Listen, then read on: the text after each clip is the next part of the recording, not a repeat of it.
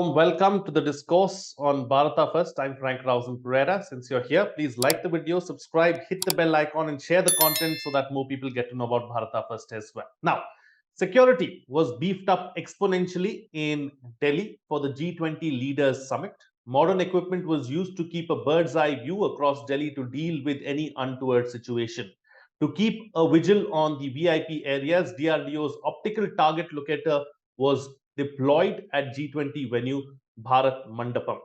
Now, Prime Minister Narendra Modi and President Joe Biden also reaffirmed their unwavering commitment to strengthen and diversify the India-US major defense partnership.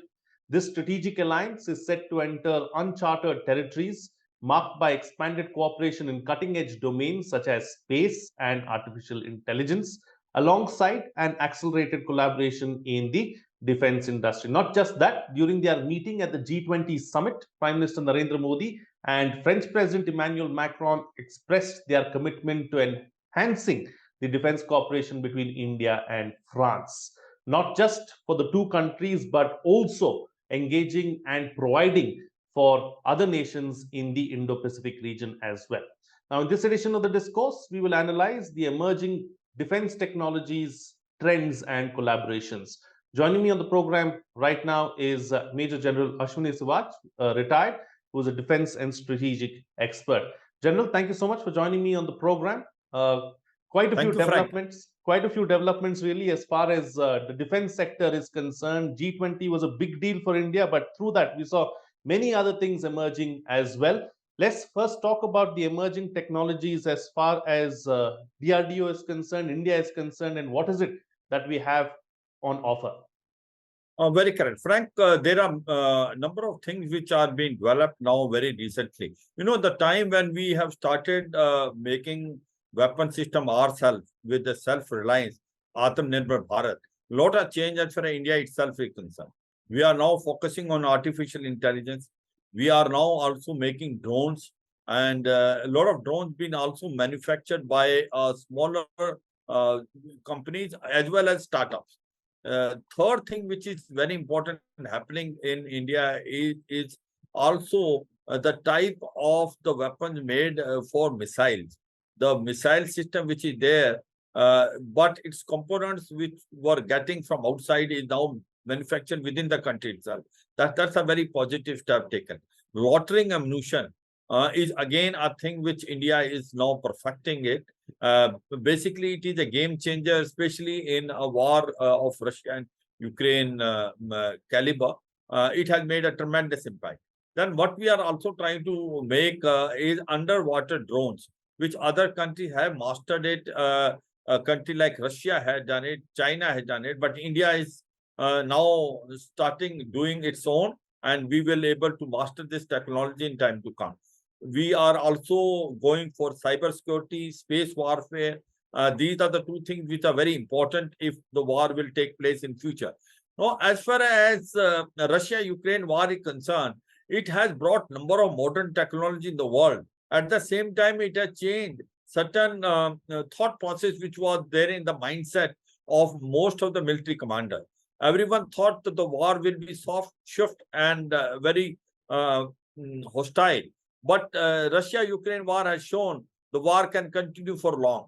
And therefore, the requirement of having weapon systems as well as ammunition for fighting a long war is now become a necessary. And that's why the drones have played a major role, whether it is a Russia-Ukraine war or if you take it Azerbaijan-Armenia war.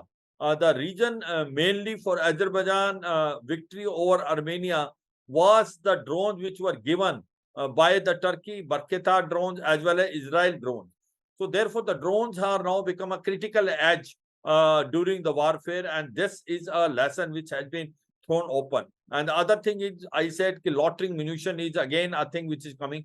Hypersonic missile is again a point which is very important, because hypersonic missile is being developed mainly by Russia and China. The Kinjal missile, which is of Russian origin, it's got a speed more than 5 Mach. It is very difficult to detect and also intercept. So that again has made a tremendous impact. Another thing which I was talking was underwater drones.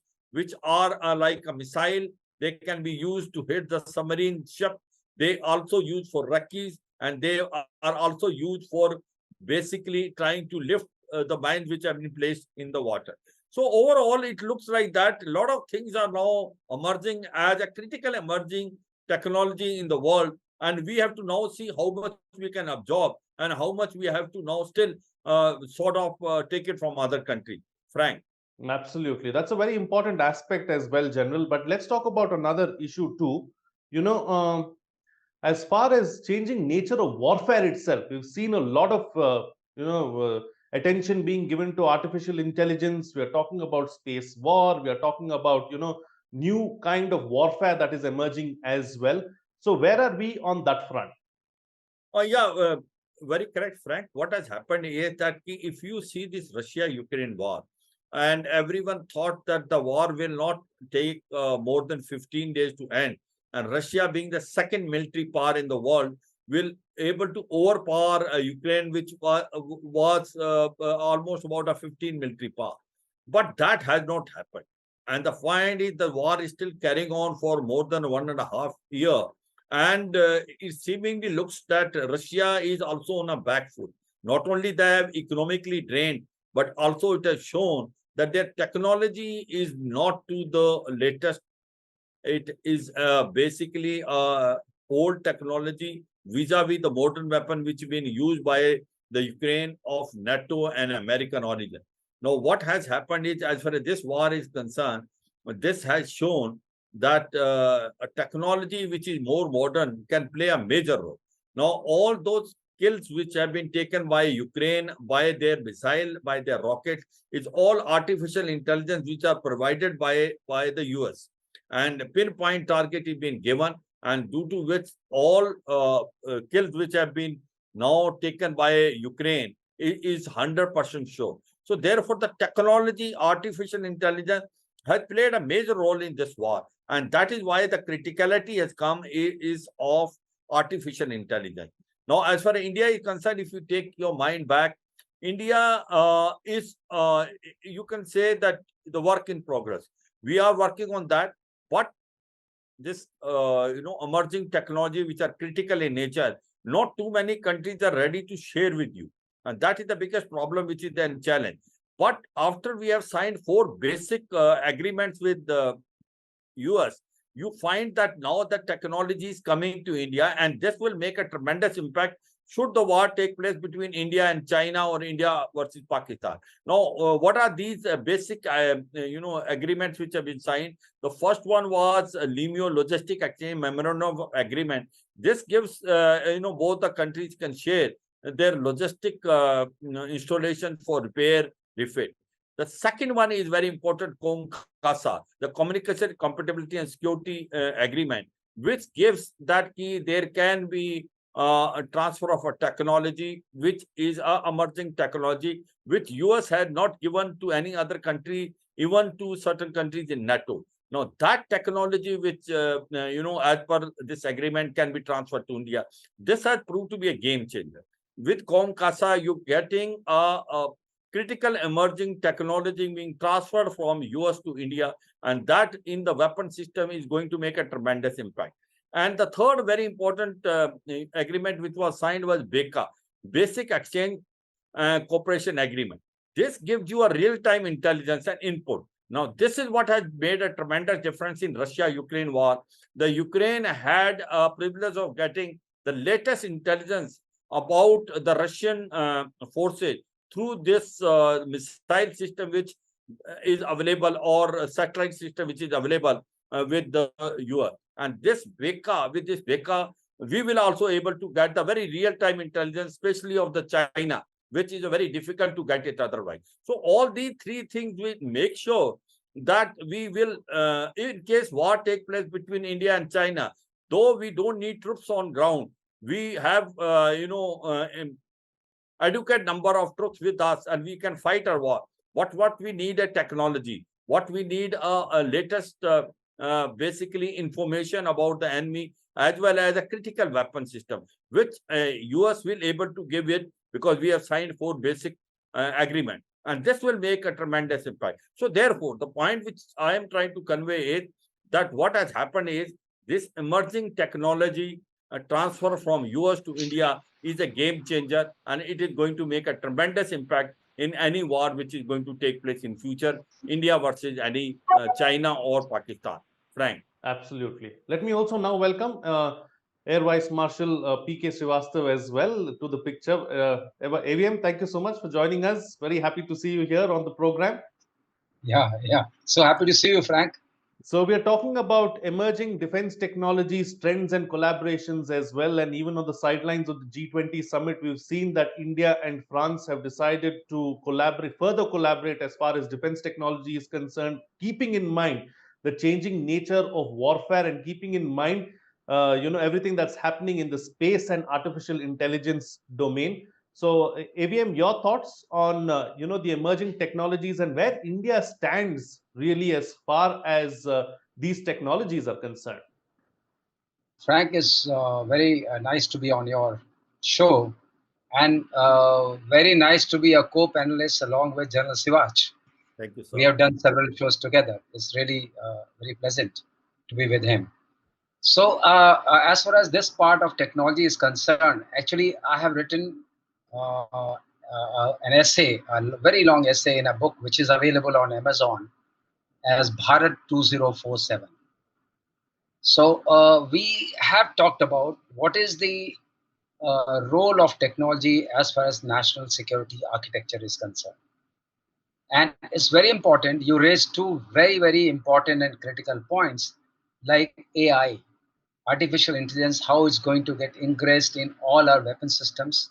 And when I talk about weapon systems, I also talk about the kind of trajectory which the weapon systems are taking in contemporary times.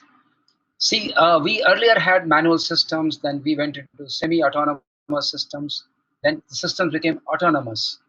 And when we talk about fully autonomous system, there are few concepts, what we call it in terms of OODA, observe, orient, decide, and act. That is, if the human being is in the loop or on the loop or outside the loop. In the loop means unless he gives the destruction command, the target is not destroyed, it may be acquired. On the loop means the target can be acquired and destroyed on its own by the weapon system which we have, but the man on the loop can stop it as and when they want to stop it. That is the intervention of the person. That means you have time, enough time to do that job. And when we talk of fully autonomous system, the human being is outside the loop. Human being cannot do. Once you press the trigger, now the whole thing is going to happen on its own. Target acquisition and target destruction. That means the kill command will come within the or by the algorithm itself. The software which resides there, it will decide whether to kill or not to kill depending upon what target parameters have been already fed into the system. There had been huge amount of ethical debate on this, but there are some contested environments. They're contested in terms of communications. They're contested in terms of your being able to go there. How are we going to achieve this? So this is a very, very important point, and that's where the critical technology in terms of AI. When we break down the AI, it comes into several parts, like you call it machine learning, you call it machine intelligence, you call it computer vision, you call it, I need to move the weapon system through a contested and congested environment at a very, very high speed. And that's all is happening through the software within the weapon system. So AI, in which the space is going to play a major role, because when you talk about over the horizon kind of communication capabilities, you need some kind of guidance coming from the space, which will act as a communication node. Like if you take the Chandrayaan 3, it all happened because it went to a satellite. From there it came down because you may be in shadow, communication shadow, With all that being at stake, our relationship, we have been in great relationship with France already. But when it comes to technology transfer, that's where I have my apprehensions always. See, missiles, ATGMs, we transfer the technology. We have their ATGM with us. When it comes to MRSAM, they transfer the technology. But when it came to seekers, they were different. I was involved in the process. They were different in transferring optical seeker technology to us. While they had promised at presidential level that they'll transfer the full technology to the Indian DRDO and thereby to Bharat Dynamics Limited. Because the technology itself is the oxygen pipeline which the host country controls, and they get it after years and years of effort. And then technology is harvested through selling the products. Unless they control the oxygen pipeline, which is also the financial pipeline, how do you think they're going to get back whatever they invested on? And then they milk the cow. So if you take all that, or any alignment, whether it's US or it's France or it's UK, if it happens at technology level, and let me warn my viewers, because you got lot of viewers here and very intelligent ones, that technology doesn't reside in making the final assembly level that you produce an aircraft like we are doing Su-30, or we are doing any other missiles here, or we are doing UAV here. It lies within the boxes which are there, which we call LRU, line replaceable units. It is there in that ISA radar. It is there in the engine control, computerized engine control. It is there if you talk of Iron Dome. It is there in the software which gives the automation to the Iron Dome to defend against all the incoming rockets and missiles. So basically, technology transfer is a moot issue, is a very important issue. And what we need technology for, I think in the next round, when you ask the next question, I'll elaborate, because this one point on which I have been working for whole of my life and it's very close to my heart. Absolutely. So I think I'll say, Frank, over to you for the next round. Thank you, AVM. General, let me come back to you now. As far as our partnerships with several of these other countries are concerned, especially the West, we've seen that our reliance is growing with the United States and France too. Even this time around, on the sidelines of the G20 summit, India and France have decided to up the partnership level, and we are also talking about not just for India and France, we are talking about other nations in the Indo-Pacific as well. Where do you see this going? Very correct, Frank. No doubt about it. What Air Marshal was trying to bring out was basically that you have to evolve your own critical technology yourself. Thinking that you will able to get it from other countries may not be possible, because after all they have invested heavily on the R&D. Having said so, there are certain strategical interests. When they match with each other, then there is a transfer technology which is taking place. If you see that in Indo-Pacific, the Quad which has come, which is basically US, Australia, Japan, and India.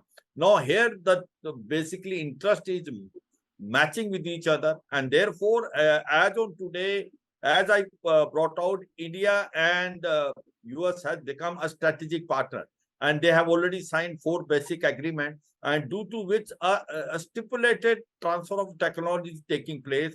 And those weapon systems which they never gave it, other than a few countries, they are now ready to give it to us. And that itself is making a lot of difference, because we can further work on that.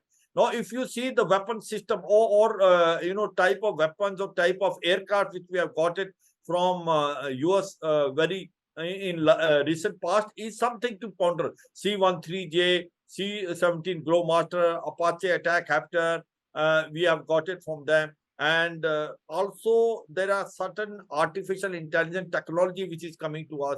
Intelligence which they are sharing as far as real time in concerning China is there. So this is taking place, and one can say by signing BECA and COMCASA, you are finding it has become much easier. And there is a clause that once you transfer this technology, then it can't be further transferred to anyone. That's a very important thing, and that's a mutual sort of trust which is developed between the two countries.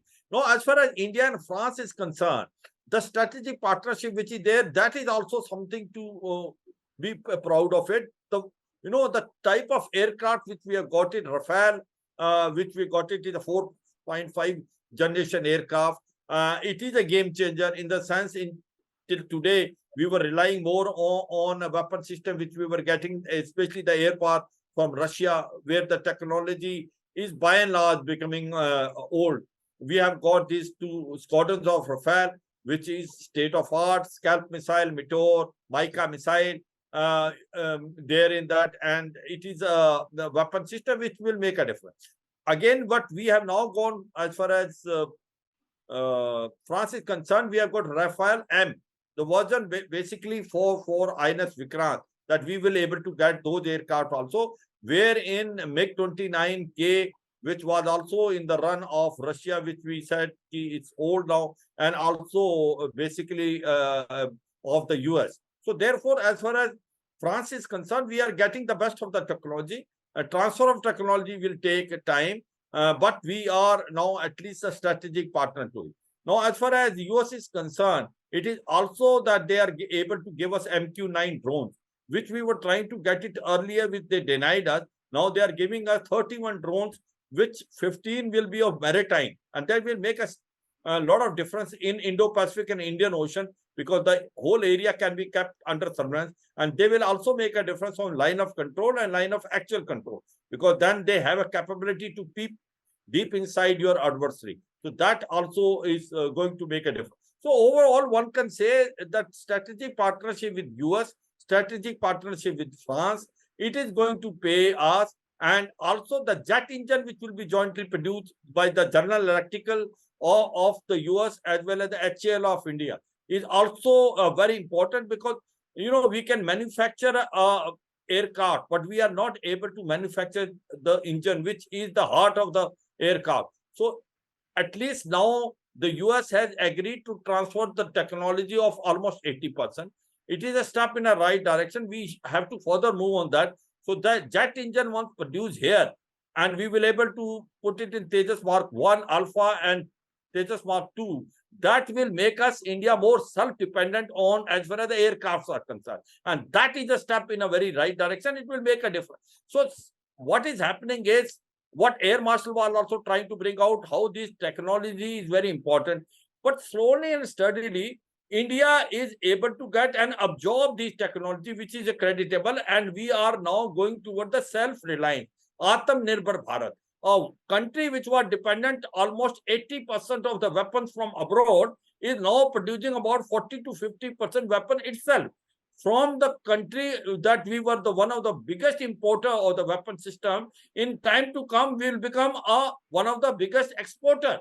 Whether it is Tejas Mark 1, whether it is BrahMos missile, the BrahMos missile is again that is a joint production between India and Russia. But how the transfer of technology took place from Russia, then India developed it, and today BrahMos is one of the best missile system available in the world. And same is Akash missile, Nag missile, and Tejas Mark 1 Alpha, Tejas Mark 2. And you find it, we are moving in the right direction. With the artificial intelligence, we are absorbing the technology and then further refining it. So this is something where we can boast. You see, Chandrayaan-3 landing on the south pole of moon has made a tremendous difference. That today the India is now feeling that we can do it, and the whole world now looking toward India, that they have something in them, and India is different, and India is emerging as one of the finest nations in the world in the modern history.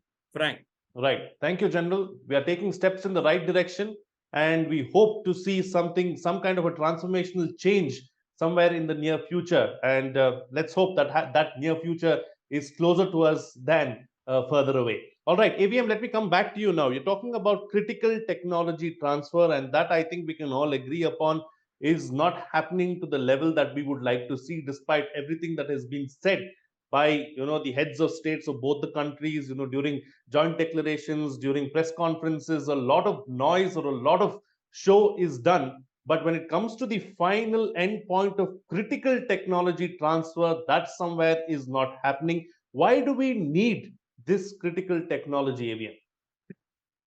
So, Frank, essentially, we are, I shouldn't say use the word starving, but we are trying to harness certain technologies which are also available, critical technologies when I'm talking about, which are also available on the website of DRDO. What they consider as critical technologies. The list is there. Mostly it will fall within the group of sensors. We're talking about sensors. General has already mentioned about aero engine. In aero engine, we talk about material, we talk about hot parts of the aero engine, and then we talk about lot of real-time software. We are a very good country in terms of software, but when it comes to real-time software, where the it's happening within nanoseconds, milliseconds, or something like that, we need to harness that, because that needs a different kind of chip, different kind of mechanism. And another thing which we need is some kind of operating system which is indigenous, and our own military chips that you heard a lot in terms of Taiwan. Why Taiwan is so important to USA? Because they produce 95% of missiles and aircraft military chips, military grade, including whole of the world supply, including for China and all the adversaries, so-called adversaries. So that's where, but to create that, even a country like US, when they want to shift that manufacturing to their own place, they have estimated a time span of 5 years. See, it's a long gestating and focused process.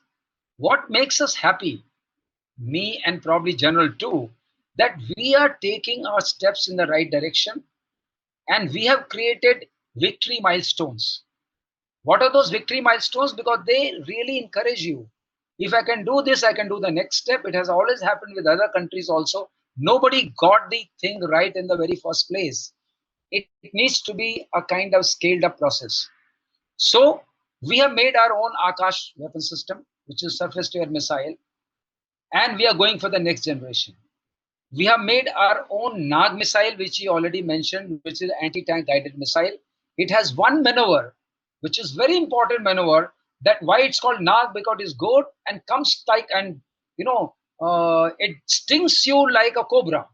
It goes on top and falls from the top. When you do the top attack of a tank, that is the softest part of the tank. You can really kill it. And then you have Astra missile. Astra missile, the moment it comes, you have air-to-air missile available to yourself. In BrahMos, you're going to have NG, next generation missile, which is going to be a lightweight, fitted on Su-30 and all combat aircraft. Why I appreciate the deal which happened with Rafale, because Dassault has given the permission that if we have our own missile, we can fit it there, and they'll help us in integration of that missile into the aircraft, which is a massive plus for the dealers who have done it, and massive plus for this government, because people like to part with their aircraft, but they don't want to give the technology of the parts, because the money lies in the life cycle cost of the part. If I buy something at N price, during the life cycle of that aircraft, we spend 4x money, because it has to maintain, it has to fly. There are some life part items which need to be changed. How do you get them? You don't get them from your own ecosystem. When General talked about MQ-9 Reaper drone, and we hear in the media that they are going to give us 80% of the technology. Now, a person like me, because I've lived in this environment, and I was also part of the people who made this strategic, I wrote the zero draft for strategic policy of this country. I also wrote the zero draft for the space law. I know where is the linchpin. The linchpin is, will you part with that technology which I cannot develop on my own? The answer would invariably be no. 80% is cost-wise. When we say 80%, 80% is not technology-wise. The calculation is always cost-wise. And we do cost-wise calculation, MRO will come in place. All the servicings will come in place. All the manpower which is deployed in final assembly level, pre-final assembly level will come in place. So there are many ways of meeting the costs 80% than the technology 80%. So we have to understand, an intelligent viewer has to understand that Atmanirbharta, which he also talked about, is one of the very important factors for our country. Nobody will give his best gun to you. You have to create your own best gun. It will not happen that you can win anything at the shoulder of somebody else. He will support you because there's a strategic interest in keeping you alive, in keeping you going, and in keeping you as a deterrent to the overall security architecture of the globe. Quad, AUKUS, G20, now G21, G7, all these architectures are made to suit certain strategic interests. Some people are there, though they don't have that kind of dominance on the high table. They are there because they want to be there and they want to be learning. But the dominance will continue of the people who hold the technology in their hand.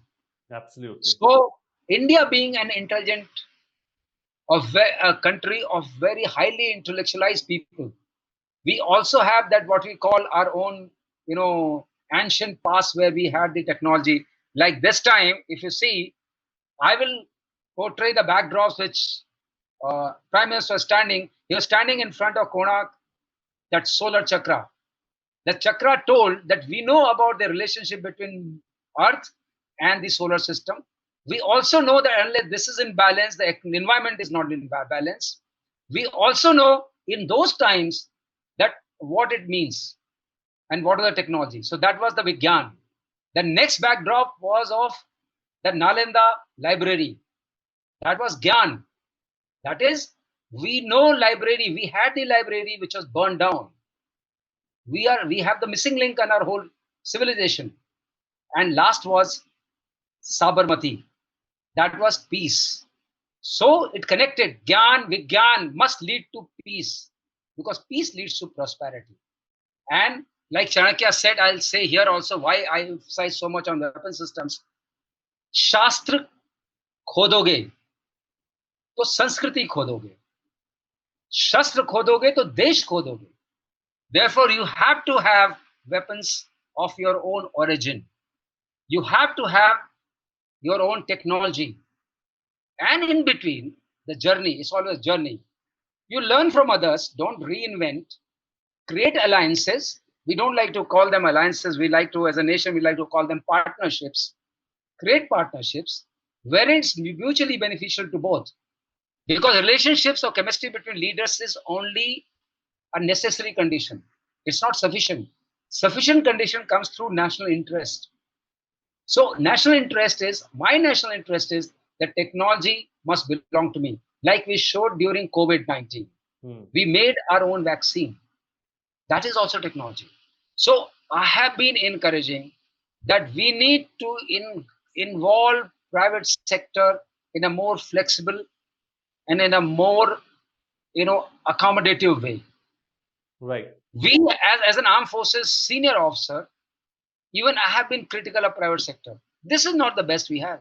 I have criticized HL the most because what we got on platter from other countries was naturally far superior. My Mirages that time, or Canberras, or even Mix, they have their own issues, but even they were better than what we produced here. The idea is you ought to produce here. You ought to manufacture here. For that, the critical technology you have to define. You have to get, somebody will give you something, somebody will give something. And like a good guy, you do your own research and then move forward on that. So indigenization of the technologies and building our own weapon system which fits our own security architecture. Whatever we need combat aircrafts because they're high-end technology. We need combat drones or UAVs. What we are MQ-9 we call is called HAIL, high altitude, long endurance. So we need that. We need sensors thereon so that we can do recce like we did with 2 naval MQ-9s, and that's very helpful. And as far as RMA is concerned, there's a term RMA, it cannot be achieved without the technology. Right. Precision, revolution in military affairs. What that means? It means only 2 things. I should be able to hit precisely. That means I should do no collateral damage. Very important. And I should be beyond visual range. Beyond visual range means I should be able to hit the guy without him seeing me through any means he has, including the space means. So that means a lot of technologies. So why I got excited about when you gave me an invitation, there's something which is very close to my heart. And if you can make country aware of this, we need to honor our scientists and technologists like we honored this time, ISRO. We ought to put our emphasis not on the final weapons which we have in our thing. Do we have the technology of those weapons with us or not? We need to have our own sensors, our own algorithms, our own real-time computer visualization, our own real-time of machine learning. We have to do that because ultimately, automatic target recognition is one of the identified very difficult problem even by DARPA. Absolutely. Absolutely. So I now hand over to you, Frank, without taking much time because you'll come for another round, I guess. No. AVM, so beautifully analyzed. Thank you so much for putting those things into perspective for us, from a historical point of view, from a present situation, where we stand. So beautifully explained. Thank you. All right, time to get closing comments now. Quick closing comments from both my panelists with the best way forward and what next since we stand here. General, starting first with you. Frank, I can just say one thing. There is something in us which is tickling and which has made us successful. The success story of the satellite and missile, which we can be proud of it. Now, as far as the satellites are concerned, our Chandrayaan-3 has landed there on the moon on the South Pole where no other country had landed. After all, majority of their components were made in India itself. And the second thing is that Lunar 25, Russia, which is the hub center of the airspace, their lunar failed. So therefore, we must be encouraged that we have a capability and capacity. And another success story is of the missile. We have produced number of missile, BrahMos, Akash, Nag. We will manufacture more. We have got this critical technology within these. The others we are learning it. What we need to make a roadmap. A roadmap should have milestone which we should able to achieve slowly and steadily. Now, first of all, artificial intelligence is very important. Then semiconductor and the chips are to be manufactured in India in next 5 years. That has been promised by Ashwini Beveo, one of the minister. He said we will able to produce that. Third thing is the drones. Now, drones, there are a lot of modernization has come, and drone is the future of the war. The swarm drone, technology which we are now trying to get it, because it is also with Pakistan and China. They have managed to get it. So this is third, next item, hypersonic missile. Now, this is again a thing which we have to develop it because it is only developed by Russia and China. And in case the war takes place, it's very difficult to detect hypersonic missile and intercept it. So there again, we have to work it. And next thing is a cyber warfare, space warfare. This is again where we have to master it. So overall, there are a number of challenges, but Indians have now come out of that age. We have that courage and also belief in ourselves, we can do it. And I think that has made a tremendous difference. From the one of the highest importer in the world, we will become one of the highest exporter of the world as far as weapons are concerned in another about a decade or so. Frank. Thank you. Thank you, General. I hope that happens sooner rather than later. And finally, AVM, please close the show for us with your concluding remarks. Okay. So I agree with General that we need some kind of roadmap. So essentially, I will talk about the roadmap, how we can make it. That I've written in my book also, we need a structure. Like ISRO, if you really see what is the success story of ISRO, vis-a-vis DRDO. DRDO did very well when it was the missile program, integrated guided weapon systems program. It did very well. So it was program-based approach. So we need to merge both. ISRO gets attention at the Prime Minister's level. He is the chairman for the ISRO board. So we had proposed earlier that for all critical technology, we need to create a structure, something like DARPA of USA. We can borrow some thought process from there and we can create structure. So there is creation of a structure, national structure, which focuses on acquisition of critical technologies, while our manufacturing units, whether they are defense public sector undertakings or are private entities, they move on their own paths. Involved startups are very important. You'll be shocked to see, no, rather, I think you must be knowing, I'm not sure, that the rover which was there on the moon, there was a private company which was involved in it, and I had seen it 7 years back. They created a rocky surface like that in their lab, and there was a small group of IITians who had this ambition of doing something like that. They contributed a lot in that system. So that kind of all niche technologies come from very small group of companies, where it's a high value, high technology and low volume. It's not a volume kind of business. And those guys that have been encouraged, we have several of them, and a lot of people want to contribute to Indian growth story. So harnessing of critical technologies will become our very important story. The second thing is, which will happen through the structure, and next is that you create victories, which you talked about. Celebrate them. Celebrate the people who created the victories. That motivates the whole nation. I tell you, even my driver now knows about that Chandrayaan is so important. He was telling me, हम south pole पे चले गए. उसको ये नहीं पता है south pole क्या है. हम साउथ पोल पे चले गए जहां कोई नहीं गया है. So we have created a national pride. He was talking about G20 में हमने सबको पीछे कर दिया. हमारे पीछे पीछे चल रही थी पूरी दुनिया. His impression is this. That means these events, which we call, sometimes some people happen to call them wastage of money and all that, they are important for the national pride. I was amazed by his assessment, interpretation of these things. So he's watching. Likewise, we collect. So our victories are there. We have our own indigenous Akash, which is selling in other countries. We have our Tejas, which is a very good aircraft. You ask me as an Air Force officer. It's a very good aircraft, low on maintenance, very low on cost, but we missed the engine, which General has already talked about.